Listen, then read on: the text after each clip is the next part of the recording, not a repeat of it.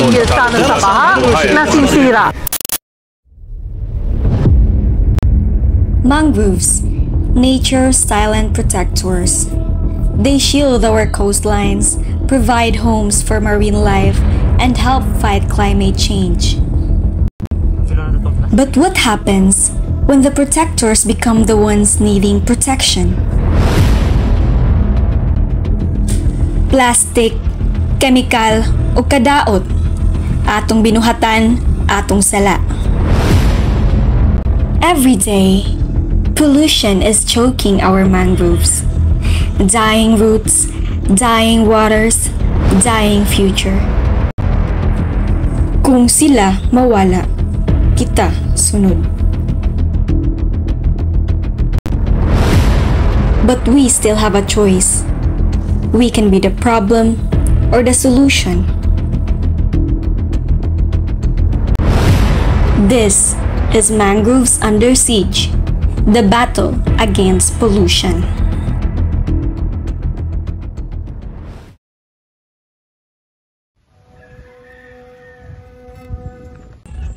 So ani ami karon sa Panabo Mangrove Forest Park og ani ami karon para alamon kung unsa ang epekto sa pollution dinhi sa mangrove forest. Tara na.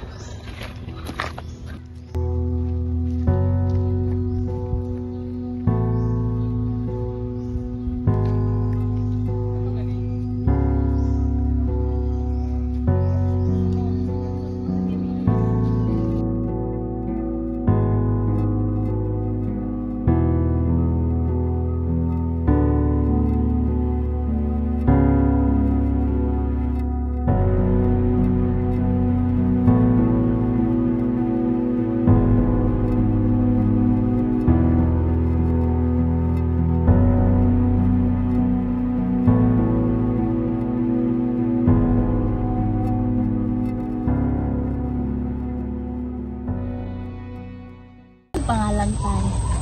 Akong pangalan nila. Siya din si Judison R. Tihamo. Mga programa tayo nga gaato dali para mag-maintain sa mangrove nga mahindo. Amam ka na mag-coastal clean up. Nya kami po nga taga-Sindo.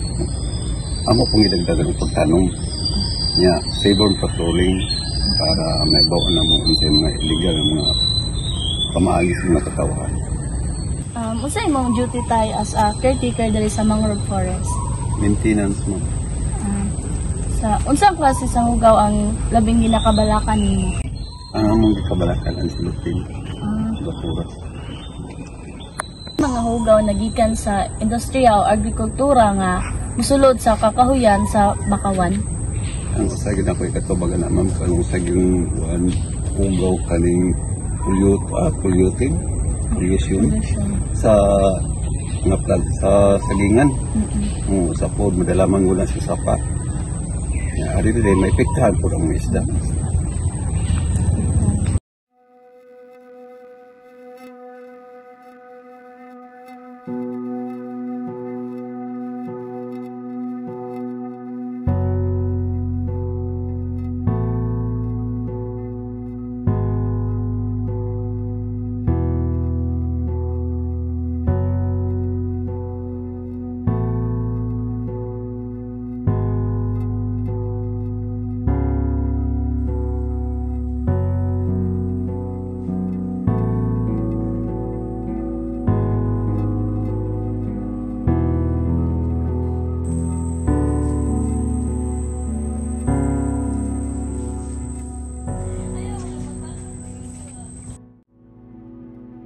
Mangutana po ta, unsay dako nga epekto sa mga basura diri sa mangroves? Sa specialized roots called nematophores, in which they use it for their breathing. Kaya as we all know, mangroves grow in a muddy area. In muddy area, it is hard to be penetrated by oxygen. That's why they have adapted and they have evolved a specialized root in which it exposed to the surface.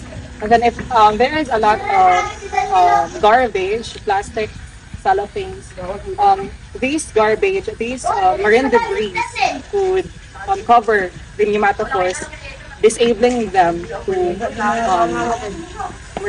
mag-take of oxygen, and that would cause suffocation and later on death at worst.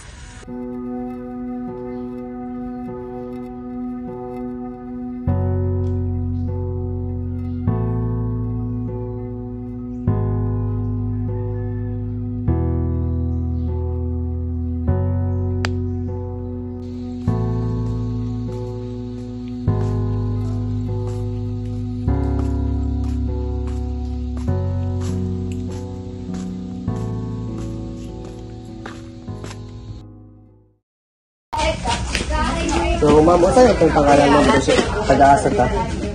I'm Angel May Arsana and I'm studying in Davao del Norte State College, currently taking Bachelor of Science in Marine Biology. So, karon ma'am, laki pangutana. Unsay dakong tabang sa mangroves diri sa Panabo City? So, mangrove is one of the nursery ground and as well as a habitat for a lot of marine species or marine organisms.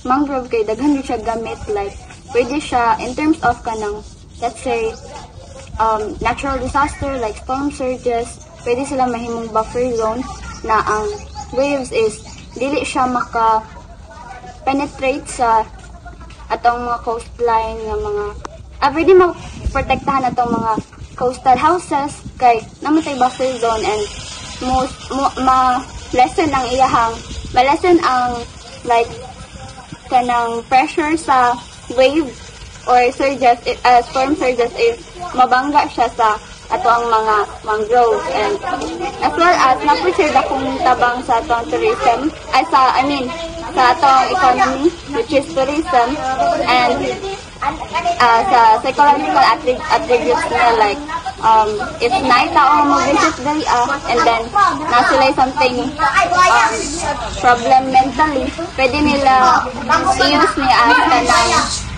i-use ni as like unwinding bitaw nga kanang way na like kung like kita personal experience no na daghan kayo as a student, daghan kayo og kanang pressure nga nagyan sa eskwelahan, then mo-visit lang mi diri and then ma-feel din na mo nga naay changes sa mo mentally nga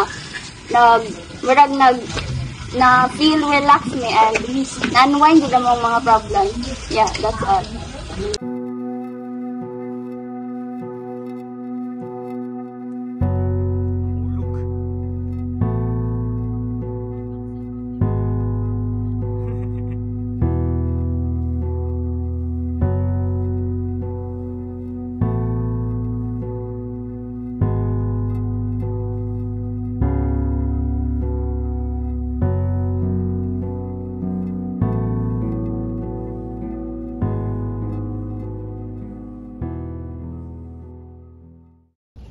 Isa sa mga gikaalarmahan o gikabalakan sa mga lokal dinhi sa Mangrove Forest Park ang usa sa pagpasagad o pagpataka og labay sa ilang mga basura. Isa ang basura sa mga makaapekto dinhi sa mga nangamuyo sa mangroves. Dili lang kay ang mga isda kundi apil na ang mga lokal nga tao.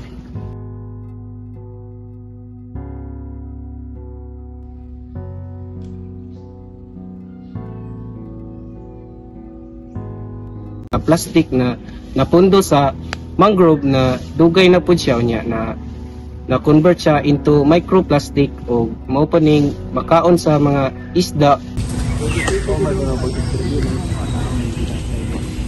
Nabayda doon ay? Antay City? Bata pa kayo din? Bata niya. Rambol. Bata pa, hindi pa senyor. Kulang at Rambol. Baliktad ba? Ay! Baliktad mo ba? Ay! Tulo no? Yan o.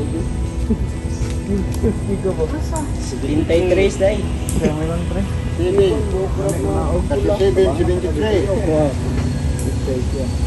Mag-74 na ko rin. Dito na nadaan. Tawag na sa kainit panahon. According kay Tatay Teodoro, during habagat mo ang pinakadagan o season diri sa basura which is gina-collect sa mga lokal para ihatag sa barangay. Si Tatay Teodoro nagsugod siya diri during 73 years ago. Then pagkasugod niya diri gamay pa ang mangrove niya siya kay nagatanong pud siya pero lahi og klase nga kahoy.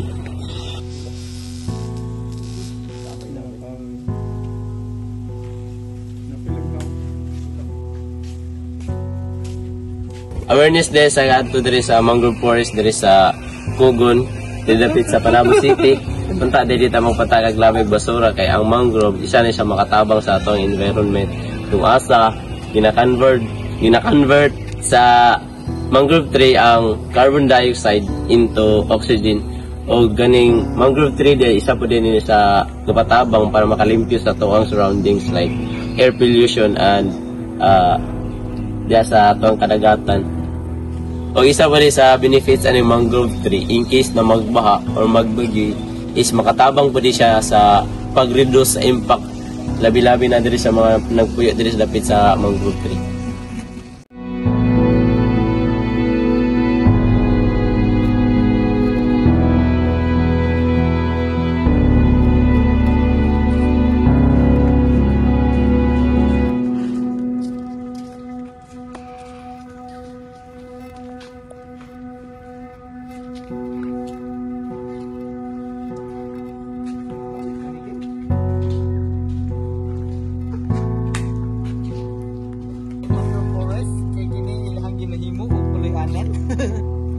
Dili lang kayo crabs ang naa diri pati tarsier.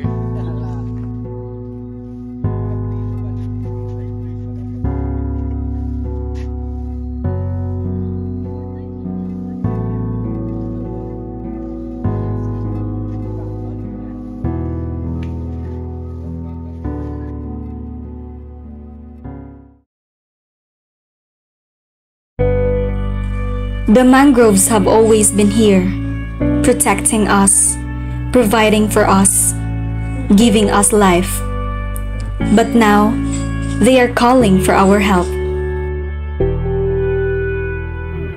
We have seen the damage, we have seen the loss, but we still have time to make things right.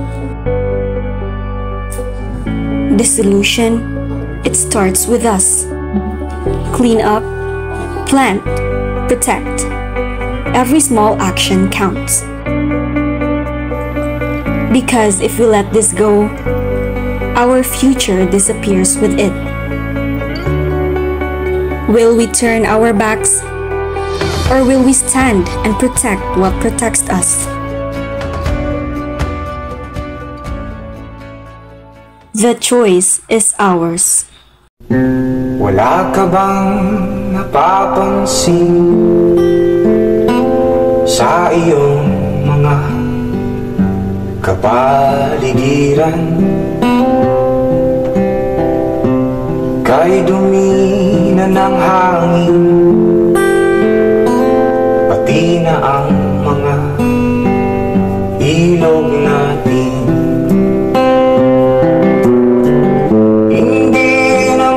Masamang pag-unlad at malayo-layo na rin ang ating narating. Ngunit masdan mo ang tubig sa dagat, dati kulay asul, ngayon'y naging itim. Ang mga duming ating ikinalat sa hangin, sa langit huwag na nating paabutin. Upang kung tayo'y pumanaw man sariwang hangin, sa langit natin matitikman. Mayroon lamang akong hinihiling sa aking pagpanaw, sana ay tag-ulan. Gitara ko ay aking dadalhin upang sa ulap na lang tayo nagkantahan.